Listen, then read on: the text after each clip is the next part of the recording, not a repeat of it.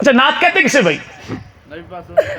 چلے نبی پاک کی تعریف کو اگر کوئی بندہ درست جواب دے اور جواب بھی مکمل دے تو انشاءاللہ 100 روپے نقد انعام، نوٹ بھی اصلی اور قائد اعظم بھی جناح کیپ سمیت انشاءاللہ۔ جی جی بھائی چلے سنیے گا بھائی، ایک جواب تو وہی جو بھائی نے دے دیا، رسول خدا کی ذات کی تعریف کو نبی کی نعت کہتے ہیں، ٹھیک ہے نا بھائی؟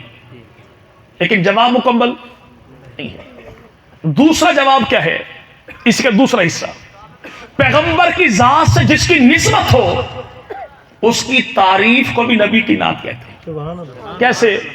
نعت خان جو آئے ہمارے کراچی والے بھائی منیر صاحب، یہ ہم کہتے ہیں اپنے شاہ صاحب چھوٹے سے بھائی نعت سنا اور یہ اٹھ کے پڑھنا شروع کر دیں، حلیمہ میں تیرے مقدرہ صدقے، تو کبھی ایسا ہوا ہے کہ آپ میں سے کسی نے اس نعت خان کا قمیض کھینچو پئی، تجھے کہا تھا نعت پڑھ، تو دائی حلیمہ پہ شروع ہو گیا؟ جی بھائی اگر کوئی ایسا کر بھی دے تو نعت خان کو ماما ٹیک کے میں تو پتہ ہی نہیں نعت ہوتی گڑی ہے۔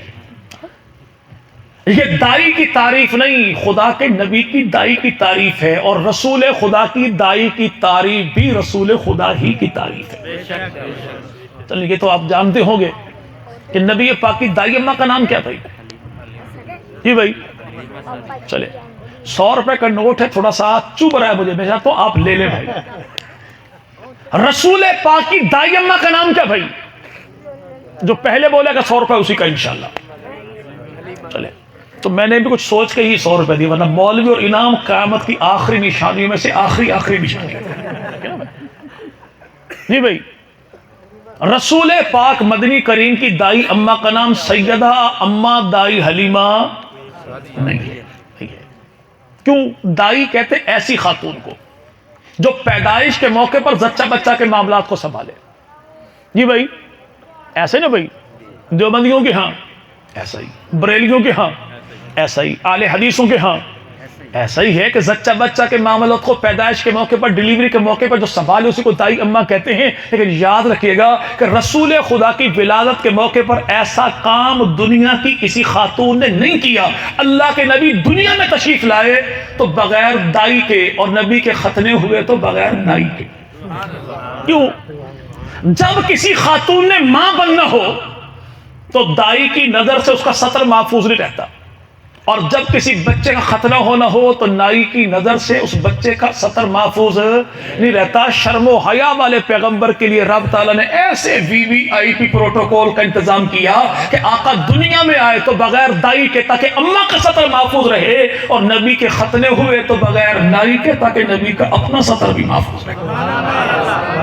وہ رسول جو کائنات میں آئے ایسے آئے خدا کے نبی کہ مانگ نکلی ہوئی، غسل کیا ہوا، سرما ڈالا ہوا، خوشبو لگی ہوئی، ناف کٹی ہوئی، کپڑے میں لپٹے ہوئے زمین پہ جو آئے تو اللہ کے نبی کا سر سجدے میں جھکا ہوا، شہادت کی انگلی اٹھی ہوئی، زبان پہ ترانہ اللہ کی کبریائی کا تھا یا امت کی رہائی کا تھا۔ جیسے رسول خدا کائنات میں آئے ایسے آیا بھی کوئی نہیں، آنا بھی کوئی نہیں۔ کوئی آئے کیسے کہ اللہ نے ایسا بنایا بھی کوئی نہیں، بنانا بھی کوئی نہیں، بنانا بھی کوئی نہیں۔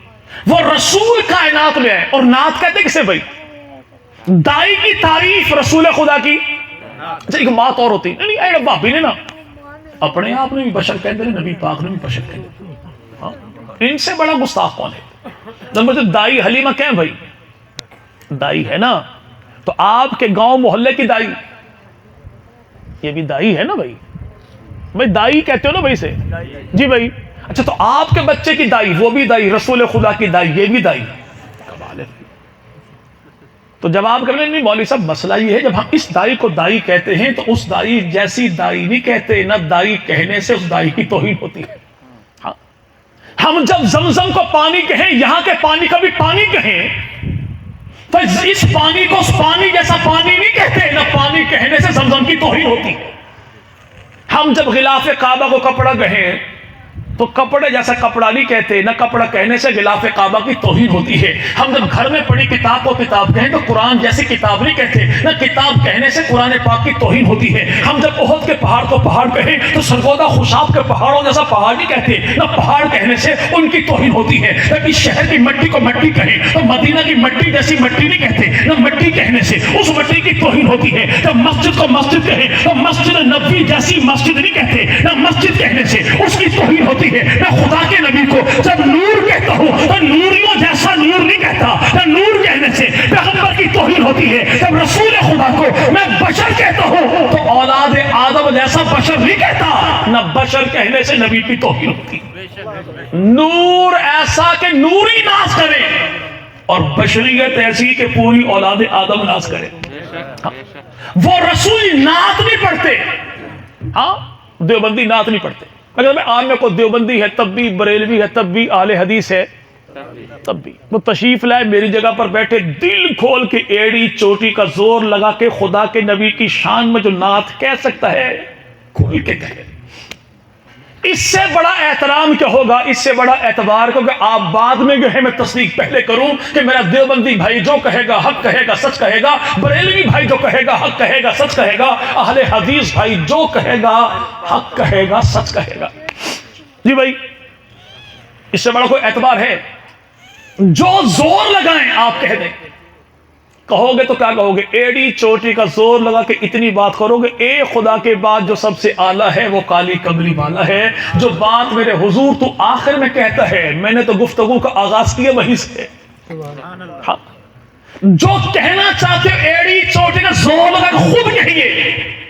اتنی سی گزارش ہے، ہاتھ جوڑ کے یہی ان کا قصور ہے کہ خدا کو خدا رہنے دینا، مصطفیٰ کو مصطفیٰ رہنے دینا۔ خدا خدا رہے، نبی نبی رہے، علی علی رہے، ولی ولی رہے، جھگڑا کس بات کا بھائی؟ جی بھائی پیغمبر کی ذات کی تعریف یہ بھی نعت ہے، نبی سے نسبت رکھنے والی کسی چیز کی تعریف یہ بھی نبی کی نعت ہے۔ اور جب کو بھونکنے والا بھونکے، پیغمبر کی ذات کو، نبی کی صفات کو، نبی کے دن کو، نبی کی رات کو، نبی کی بنات کو، نبی کے ازواج کو، نبی کی آل کو، نبی کی جماعت کو، محبوب پیغمبر کی صفات کو جب کو بھونکنے والا بھونکے تو ایسے بندے کے سامنے ینگی کرنا نہیں بلکہ ٹانگوں سے معذور لیکن ایمان کے مضبوط بابا جی کی طرح کہنا، دور دور کو تیو مہارتانوں کہہ گئے، یہ بھی نبی کی نعت ہے۔